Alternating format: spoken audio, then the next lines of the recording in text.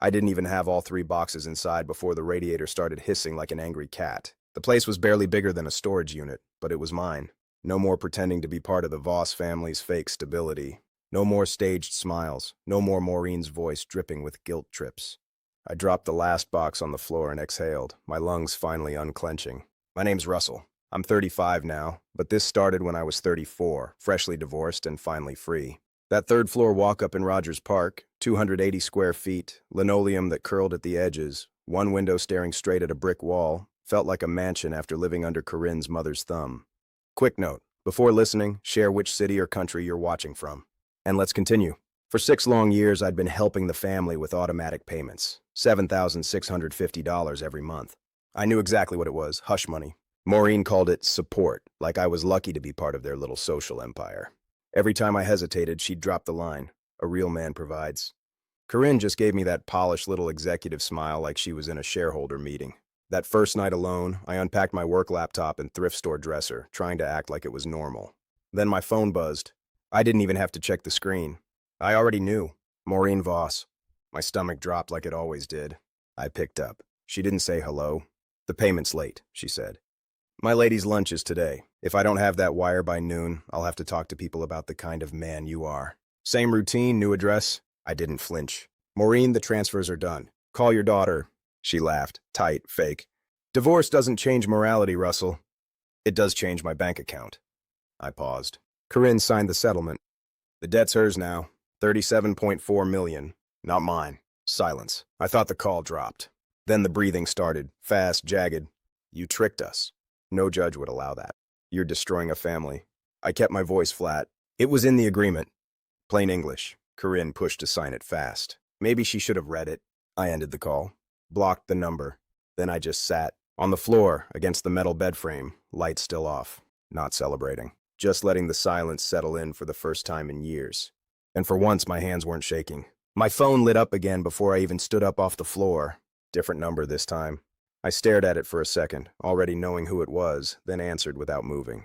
Russell, I'm going to assume you're having a moment, Corinne said. Her voice was smooth, controlled, like she was hosting a panel. Let's be rational.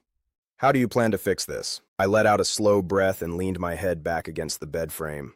Fix what exactly? The part where I stopped paying your family for 6 years straight? There was a pause, just long enough to feel intentional. You're being irrational, she said. You've embarrassed my family. I sat up and rubbed my face hard. You dragged me through 6 years of payments. If you're so competent, why did you need me at all? That's when her tone changed. Not louder, just colder. Be careful, she said. Chicago is a small city in the circles that matter. People remember things. There it was. Not even subtle. I stood up and started pacing the tiny room, stepping over a half-open box. You mean your mother's fake charity lunches? Or your brother's rent I covered temporarily for 2 straight years? She didn't answer right away. Then she switched tactics like flipping a page. You were part of something bigger, Russell. My mother's community work depends on stability. You know that. I actually laughed short and sharp. You're pitching me like I'm a donor. Silence. Then she said, low and tight. You think you're safe because you have paperwork. I know I am, I said, and hung up before she could spin it again. That night, just as I was finally getting my space halfway organized, my phone rang again. Darian this time. He didn't yell. That would have been easier. Russell, I'm trying to handle this like adults, he said. Family honor matters. You don't just walk away when things get hard. I sat on the edge of the bed, staring at the scuffed floor. You mean like when I paid your rent for 2 years while you figured yourself out? That's not the point, he snapped. You're keeping score like a child. There it was. Same script, different voice. I cut him off. Collectors are calling now, right? That's why you suddenly care about decency. He exhaled hard into the phone but didn't deny it. I ended the call before he could loop back into another speech. After that, I opened my laptop and pulled up my banking history, line after line. 72 transfers over 6 years, plus extra wires labeled urgent and temporary. I added it all up slowly, forcing myself to see it. $550,800. I felt stupid for about 2 seconds. Then it cleared, like a fog burning off. I picked up my phone and called Grant. They're already pushing, I said as soon as he answered. He didn't sound surprised. Of course they are. This is why we wrote it the way we wrote it. Stay calm. Don't improvise. I leaned back again, this time steady. Walk me through it one more time. Corinne rushed the divorce, he said. She thought she'd moved assets around already. I saw the speed and built a mirror clause into the settlement. What she pushed onto you legally snapped back onto her. I nodded, even though he couldn't see it. So she played herself. Exactly, Grant said. Now let it hold. After we hung up, I sat at my small table and built a real budget. Rent, food, transit, a small emergency fund. No family line item, no hidden drain. Then I grabbed an external drive, plugged it in, and created a folder. I named it Receipts, and I started saving everything. I was halfway through lunch at my desk when my phone lit up with a Slack message from Mallory Estes. Get online. They're coming for you. She followed it with a screenshot of a Facebook post that looked like it had been run through 3 PR consultants and a crisis coach. Corinne had tagged it, A Daughter's Truth, complete with a filtered photo of her and Maureen holding hands in a hospital room. The caption was a 3-paragraph sob story. According to her, she was a loving daughter caught between a cold ex-husband and a mother in failing health, left to clean up decades of male irresponsibility. She said I weaponized legal technicalities to avoid accountability and claimed I'd dumped private debts onto a working family. She tagged local neighborhood groups, a couple community business pages, and at least 2 contacts I recognized from my old agency job. I opened the post and started scrolling. The comments were already thick with strangers calling me a disgrace. One said I should be ashamed to abandon a sick woman. Another called me a coward and tagged my last known employer, saying people like me should be blacklisted from community-facing roles. I didn't type a single word in that comment thread. I'd made that mistake once in my 20s, thinking logic worked online. It doesn't. You don't argue with a swarm, you step back and let it burn itself out. I called Grant and told him they'd launched a full-on image war. He didn't even pause. Post once, post facts. Then go silent. I opened my receipts folder and got to work. I built a clean timeline with document screenshots, the first payments back when Maureen called them short-term help, starting at $2,900 per month. Then the gradual increases, $4,000, then $5,200, and finally $7,650. I attached a spreadsheet of my bank transfers and circled the total, $550,800. Then I posted screenshots of Maureen's messages. One demanded a payment before noon, or she'd let people know what kind of man I was. Another said she could make a man unemployable with 1 phone call. I added Darian's old text too, long guilt-laced lectures about real men providing until the end. And the nail? I had a voice memo. Months back, I'd recorded Corinne after I caught her hiding mail. In it, she admitted she pushed for a fast divorce to avoid a full audit, and she dropped Lyle Kerrigan's name like he was already part of her exit plan. I wrote 1 paragraph, nothing fancy, just facts. Over 6 years, I transferred over $500,000 to Maureen Voss. I am now divorced. I am not responsible for debts I didn't sign. Continued harassment will go to my attorney and law enforcement. I hit post, then I shut the lid on my laptop and walked out. By the time I checked again, the mood had shifted hard. People don't like being played. Some of the same accounts that dogpiled me were now asking why a grown woman needed allowance money for 6 years. Someone even dug up a screenshot from Maureen's fundraiser site. She'd held 5 luncheons in 1 month. Corinne locked the comments. An hour later, she posted some vague quote about emotional trauma and choosing silence. It didn't land. That's when I understood. This wasn't about truth. It was pressure. She thought a public shame campaign would force me to fold. Instead, I ironed a clean shirt, printed copies of my resume, and walked into a job interview in the Loop. Time to rebuild first. Fight second. I got the offer on a Thursday. Full salary, decent benefits, creative work I actually liked.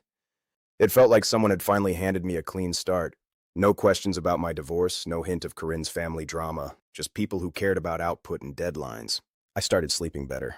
Even my back stopped cracking every time I stood up. So when I saw the guy in the lobby the following Monday, I knew instantly the piece was temporary. He had a folder tucked under his arm like it was a court summons and wore a navy suit 1 size too small.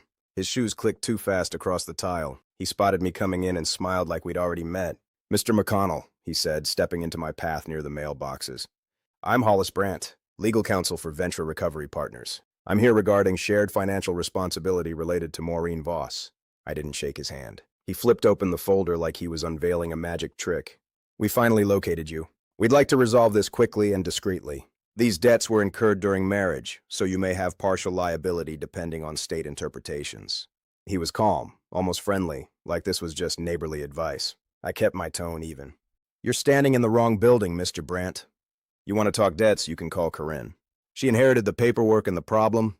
He nodded like he expected that answer and turned a page in his folder. "I do want to resolve this through conversation, but it might escalate. I assume your employer, Dalton Creative, is aware of this situation." That snapped something awake in me. He wasn't here to ask. He was here to intimidate. I'm not inviting you up, I said. You can say what you need to say right here where the camera sees us. He paused, eyes flicking to the corner lens mounted above the exit sign. That's when June Acker stepped in, my landlord, late 60s, robe tied over a house dress, hair flat on one side like she'd just rolled out of bed. She faked a stretch and opened her mailbox without looking at either of us. She didn't say anything. She didn't have to. Just being there was enough. I raised my phone to chest level and held it steady so he could see the screen light up. All contact goes through my attorney, Grant Sutter. Further contact from you, verbal or written, will be recorded and documented as harassment. Grant's smile cracked at the corners. Mr. McConnell, your community reputation isn't your concern, I cut in. He snapped the folder shut and turned toward the door. We'll be in touch through proper channels, he muttered. I watched him leave. I didn't follow, didn't move, just stood there until the glass door clicked shut. Then my body caught up. My legs felt like water. I leaned against the wall near the mailroom and let myself feel it, shaking hands, tight chest, adrenaline coming down like a crash. That night I called Grant. He moved fast, drafted and sent a cease and desist to the firm, attached the divorce decree, and cited the clause that protected me.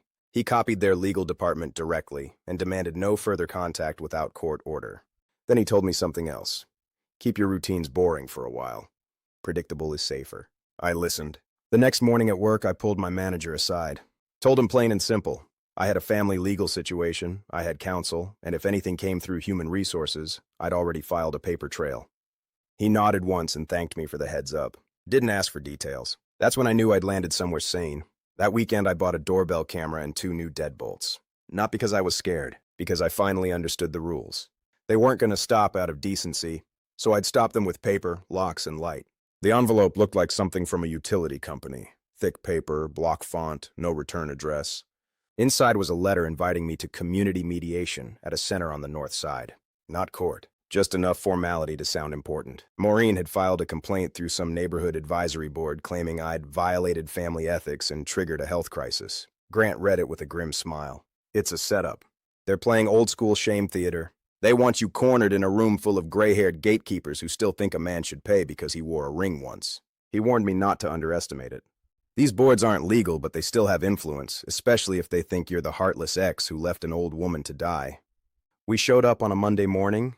Folding chairs, cheap carpet, stale coffee smell. The meeting room was too warm and lined with laminated posters about conflict resolution. At the head of the oval table sat Everett Klein, a man who looked like every retired school principal who ever handed out detention slips with pride.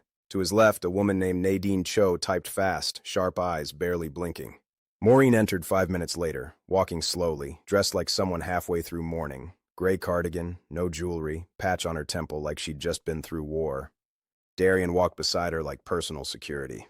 His face said protector, but his body said hungover. Corinne showed up last. Punctual, not early. Same calm face, perfect posture, like she was back on a non-profit panel. She didn't speak. She didn't need to. Her job was to signal polish while Maureen played the injured party. Everett opened with a speech that could have been copied from a church bulletin. We are here today to restore harmony, to speak with decency, and to ensure our community remains grounded in respect. A man doesn't abandon the family that supported him. I kept my face blank the way Grant taught me. No eye rolls, no smirks, just patience. Then Maureen started crying. Real tears or not, I couldn't tell. She told them I'd been emotionally abusive, said I'd stolen money from joint accounts, and claimed I'd left Corinne vulnerable to aggressive creditors. She dabbed her eyes every few seconds with a neatly folded tissue. Corinne nodded gently during key phrases, giving Maureen room to play the part. Everett looked at me, expectant. Mr. McConnell, would you like to respond? I stood. Yes, sir. And ma'am, I slid the first document across the table, Maureen's own emergency room discharge summary she'd texted me that day. She said I caused her collapse. The hospital diagnosed indigestion and elevated cholesterol from a rich meal. Everett frowned. Nadine's fingers stopped moving. I followed it with credit card statements. 2 days later, $1,240 for a spa package. Then $1,880 in supplement orders. Then a brunch charge from the Palmer House. Everett cleared his throat, but Nadine beat him to it. She angled her laptop toward him, clicked twice, and said, For the record, Maureen's own fundraising calendar shows a ladies' lunch that same day. Same time she says she was hospitalized. Everett stared at the screen, then at Maureen. I kept going. 6 years of bank transfers, hundreds of thousands wired to this family. Here's the divorce decree, signed and stamped. The debt clause is on page 4. Highlighted. I placed it last, right in front of Everett. He didn't touch it. After a long silence, he straightened up and tried to scold the room for airing grievances in public. But the tone was different now. Tight, defensive. He dismissed the complaint, warned Maureen not to misuse the mediation process, and ended it right there, without apology or further comment. Corinne's smile cracked, not into anger, into recalculation. She looked at me like someone trying to find a new angle. I walked out knowing something had shifted. The polite route had failed them. Next would come desperation. 2 days after that meeting, my inbox went quiet. The comment threads dried up. No new burner texts. I thought maybe, just maybe, the storm had passed. Grant said otherwise. When public shame stops working, they try to scare you. Stay alert. I took that seriously. I double-checked the locks, changed up my walking route, kept my head down. But I didn't expect Lyle Kerrigan. He showed up just after sunset on a Thursday. I opened the front door without thinking. It was late, and I assumed it was June with another building notice. Instead, there he was. Pressed slacks, designer shoes, and a tight expression that didn't match the smooth talker act I remembered from charity events. The same guy Corinne was seeing while she was still wearing my ring. Russell, he started, hands half raised like I might swing. Look, this isn't a threat. Corinne she didn't mean for it to explode like this. I didn't respond, just leaned against the frame and let him keep digging. He pulled a folded paper from his pocket. She thought maybe you could sign something. Nothing major. Just a short statement acknowledging responsibility for marital financial decisions. That way, creditors stopped pressing her. I narrowed my eyes. You're really pitching me a confession letter? Lyle flinched like I'd hit him. It's not that. It's just something to de-escalate. Why are you here? I asked. He didn't answer right away. Then his voice dropped lower. Because she's already being looked at. People are asking about asset movement. Paperwork. She needs a clean version of the story.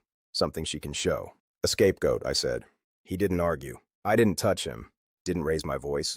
I just held up my phone and tapped the screen so the red recording light glowed right between us. We're done. You need to leave. Lyle backed away fast. No apology. No more lines.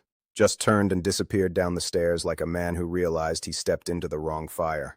That night, I uploaded the audio and logged it in the receipts folder. 2 nights later, at 2:10 in the morning, something slammed into my front door like a crowbar. I sat up, heart racing, and heard metal scraping the lock. Then Maureen's voice, loud, hoarse, like a curse being screamed through a megaphone. You destroyer! Men like you deserve consequences.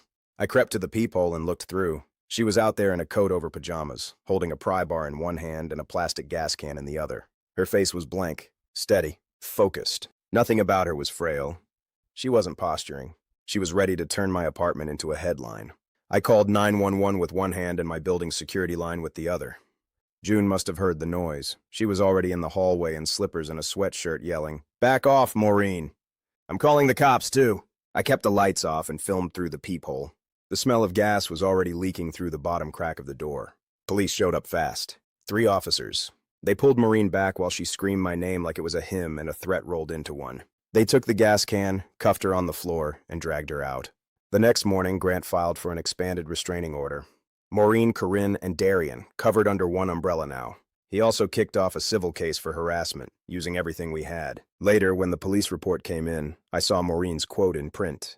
He stole my life. I have nothing left. That was the moment I stopped seeing her as greedy. She was unstable and spiraling. The next morning, I walked to work like normal, but nothing felt normal anymore. I had a restraining order in motion and a police report with my name in it. Every time my phone buzzed, I flinched. Email, voicemail, even calendar reminders, it didn't matter. My body stayed on edge like it expected a blow from somewhere I couldn't see. I started riding again, early mornings on the lakefront, then weekends with a cycling group that met by the clock tower. That's where I met Bryn Caldwell. She was tall, quiet, and called bad pavement structural laziness, like it offended her personally. She didn't flirt. She didn't overshare. She talked about stress loads and cold joints the way I talk about typography. Efficient, clear, with no filler. We weren't dating. Not then. We rode, grabbed coffee, compared notes on cities that didn't know how to plan drainage. I kept my story tight. Name, job, and that I'd been through a complicated split. Bryn picked up fast. One day after a group ride, she caught me scanning the alley behind the coffee shop. You always check exits? She asked. Lately, yeah. You want me to look at your building setup? She said. Entry points. Sight lines. I do that kind of thing. She walked my building with me that afternoon. Not like a guest, like a consultant. She spotted a busted latch on the back stairwell, told me the front camera angle missed half the hallway, and pointed out where the alley lighting was too dim to be useful. She didn't offer advice like she was saving me. She just handed me the facts, then moved on. At work, I found out the pressure hadn't stopped. It had just gone under the radar. Human Resources pulled me in one morning to say they'd received an anonymous email suggesting I was under financial investigation and might pose a liability in leadership roles. The wording was careful, almost legal, almost corporate. I called Grant. He didn't even hesitate. "That's them," he said. "I'll draft a reply that shuts it down clean." He did. It was short, firm, and attached a copy of the restraining order filing number. He made clear that I wasn't under investigation, I was the victim of harassment, and that any further communication should come through counsel. Around that time, Detective Omar Velez called Grant to request documentation from Maureen's arrest. I handed over everything I had. Screenshots, voice memos, transfer logs, no speeches, just facts. From Omar's updates, I learned Corinne had been moving funds through a friend's limited liability company. She was trying to make herself look broke on paper while pushing the divorce before any audits could catch it. That caught the attention of financial crimes, especially when tied to Maureen's sketchy fundraiser money. Bryn and I started riding more often, then grabbing food, then talking past sundown. One night, I told her the whole short version: ex-wife, money drain, restraining order, now legal battles. She didn't flinch. She just nodded and said, "Then we plan like grown-ups." That stuck with me. She didn't promise safety. She built it. Late one Thursday, I left the office a little after 9. The loop was mostly shut down, wind slicing between buildings, sharp and relentless. I zipped my jacket and turned up my collar, just trying to get to the train platform without freezing my face off. I passed 2 closed storefronts and stepped into the crosswalk when I noticed the van. No lights, moving too quiet. It rolled up close and slow like it belonged there, except it didn't. The side door slid open with that hollow clatter you only hear in alley pickups or bad movies. 2 guys stepped out fast, hoods up, faces low. One reached for my jacket like he knew my name. I twisted back and yelled loud enough to wake the block. My hand found the pepper spray in my pocket. I carry it now like a house key, and I hit him straight in the eyes. It bought me a second. Not more. The second guy lunged from behind. He got an arm around my chest, tried to pull me backward. My heel hit concrete. I dropped low, grabbed a signpost with both hands, and kicked out hard. Pure survival, no finesse. My wrist screamed, but I didn't let go. Then headlights. A patrol car turned the corner and lit the whole block in a hard white glare. Sirens kicked in before I even hit the ground. The guys bolted. One jumped back into the van. The other tripped, scrambled, and barely made it through the side door. Tires squealed. The van clipped the curb and disappeared down Dearborn. I stayed where I was, breathing like I'd run 5 miles in winter. My right wrist throbbed bad. I cradled it and sat on the cold sidewalk until the officers ran up. At the emergency room, they called it a clean sprain. At the station, Detective Omar Velez took my full statement. He sat across from me like someone already piecing together a map he didn't want to finish. I walked him through the threats: Maureen at my door with the gas can, Corinne's burner calls, the fake mediation letter. I didn't embellish. I didn't have to. The next day, Grant called me at noon. "They got lucky," he said. "Traffic cameras. A partial plate from the dash cam, and someone made mistakes. He told me the guys weren't pros, just hired hands. Paid in cash, driven in a borrowed van, promised more if they got the footage. The plan, according to interviews and early transcripts, was simple and dirty. Grab me, drag me to a warehouse, make me sit in front of a camera, and say I accepted full responsibility for Maureen's debt. Then put a pen in my hand and make me sign a statement they could flood online. It wasn't just assault. It was a trap meant to wreck me in public. Reputation, career, everything. Omar found the broker, Rocco Spike Mercer, a middleman with a record and bad credit. He'd funneled the job through 2 layers of distance to keep names clean, but the money trail didn't lie. Receipts showed the cash started on Corinne's side, routed through a friend, pulled from a business account tied to one of her old limited liability companies. Just enough filters to fool someone not looking. Police raided 3 addresses in 24 hours. Rocco went down first. The crew flipped fast. And then finally, Corinne was taken into custody. Not for a divorce trick, not for social drama, for conspiracy, for coercion, for planned physical force used to extort a signature. I didn't celebrate. I iced my wrist, hit save on my updated evidence folder, and sat quietly in my living room. Because now it was real. After the van, the emergency room, the police report, and the charges, it stopped being about drama. Nobody was calling it a misunderstanding anymore. This was criminal. And suddenly, all the faces that had stood behind Corinne started looking for exits. Grant called me 2 days later. Omar says Lyle flipped. That one actually made me pause. Lyle Kerrigan, the guy who showed up on my doorstep like a guilty salesman, was now cooperating. Grant explained it fast. Lyle gave up everything: screenshots, payment receipts, chat logs. He built a timeline for the state without even being pushed. He wanted immunity. Those messages showed Corinne texting about speeding up the divorce before he figures it out, bragging that I was too tired to audit, and flat out admitting she needed to shift funds before the debt smoke clears. Seeing it written down didn't shock me. It made me feel like I'd swallowed rust. Grant printed the whole batch and added them to the restraining order expansion and the civil complaint. Then he got me ready for the next angle. She might try to flip this. Make you the aggressor. Be ready. He wasn't wrong. Darian made one last attempt to drag me into their mess. This time through someone we both knew from college, just a casual message about how maybe we should talk as men. I didn't answer. The next morning, Darian sent an email 3 paragraphs long, full of words like forgiveness, family, and what real masculinity looks like. Grant sent a one-line reply, all contact must stop. That was the final nail. Around the same time, the community board started shifting. Everett Klein Center filed an internal review of the mediation after logging Maureen's false statements. Nadine's typed notes became part of the case file. Even the same local pages that had shared Corinne's victim post months ago quietly deleted her content without a word. I found out through court filings, not gossip, that Maureen's charity work was under formal review. Fundraising fraud, donor misrepresentation. It wasn't my mission to take her down. I just handed over what I'd saved. The collectors went quiet. Once Corinne was in custody and Maureen was under review, the firm stopped chasing me. Hollis Brandt's company pulled back completely after Grant threatened them with sanctions and a bar complaint. At work, I kept showing up. Met deadlines. Stayed even. My boss called me in one morning and said, "You've handled all this with focus. We're promoting you to senior art director." I didn't throw a fist in the air. I just nodded and said thank you. But inside, something finally stopped clenching. Bryn never asked for details. She didn't push. She helped me think in systems. Better locks, tighter travel habits, fewer broadcasted routines. When I told her about Darian's last stunt, she didn't roll her eyes or go on a rant. She just said, "This is what exit looks like. Ugly but clean." She was right. By the time Corinne's indictment widened to include conspiracy, asset concealment, and attempted coercion, it didn't feel like justice. It felt inevitable. They stacked lies on top of debt until there was nothing left to hold it up. Then it came down. About a year later, I signed closing papers on a 1-bedroom condo in Logan Square. $412,000, corner unit, 2nd floor. Nothing flashy, just clean paint, real insulation, and a front door that didn't make me pause before unlocking it. The mortgage was mine. Not shared, not co-signed, not covered with guilt. Mine. The court stuff didn't land all at once. It trickled in through Grant's emails, docket updates, short voicemails from Omar. Corinne's charges kept stacking. Fraud tied to Maureen's fundraising, concealment of assets during the divorce, conspiracy linked to the warehouse plan. Every document made the public version of her story die a little more. Maureen didn't fade out quietly. After her arrest and everything that followed, the judge ruled she wasn't just dangerous, she was fixated. I read that word twice in the court report. Volatile. Fixated. They moved her to a facility with stricter oversight. It wasn't closure. It was a warning finally written into the record. Darian tried to rebrand himself online. New handle, fresh haircut, posting quotes about discipline and responsibility like no one could Google his name. But mediation records and bank logs have longer reach than cheap slogans. The community boards didn't bite.